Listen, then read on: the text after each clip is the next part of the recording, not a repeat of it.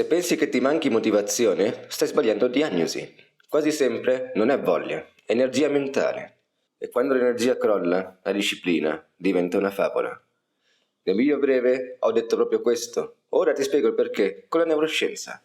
Niente mindset, niente forza di volontà, niente scorciatoie. Solo cosa fa il cervello quando devi concertarti, allenarti e decidere. E quando capisci questo, smetti di sentirti rotto e inizi a vedere un sistema. La motivazione viene spesso trattata come una causa, come se fosse motore di tutto. In realtà, nella maggior parte dei casi, la motivazione è una conseguenza, è uno stato mentale temporaneo, instabile. Se dormi male, mangi male, sei sovrastimolato, la motivazione cala. Non perché tu sia debole, ma perché il sistema non è nelle condizioni di spingere. Pensare che la motivazione venga prima di tutto è come pretendere che un'auto acceleri senza controllare se ha carburante.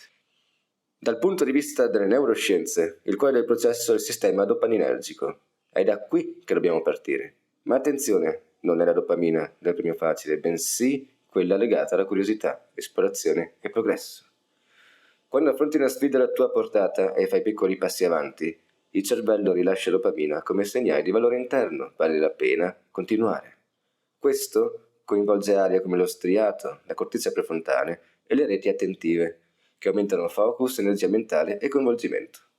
È lo stato tipico del flow, sei concentrato, il tempo passa veloce e l'attività ti assorbe completamente.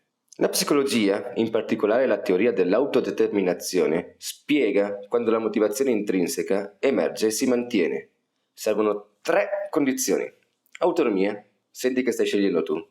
Competenza, percepisci di migliorare. E relazione, ti senti sostenuto e non giudicato.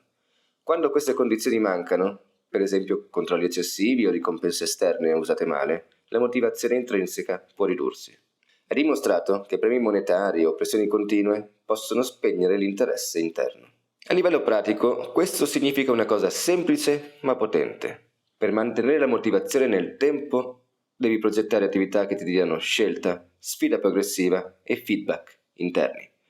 Non serve più forza di volontà, serve un contesto che ti faccia lavorare il cervello a tuo favore. La parte difficile è questa, creare condizioni giuste prima che la motivazione arrivi.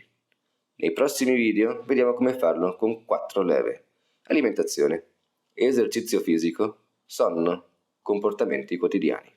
Questo è Cognitive Fuel.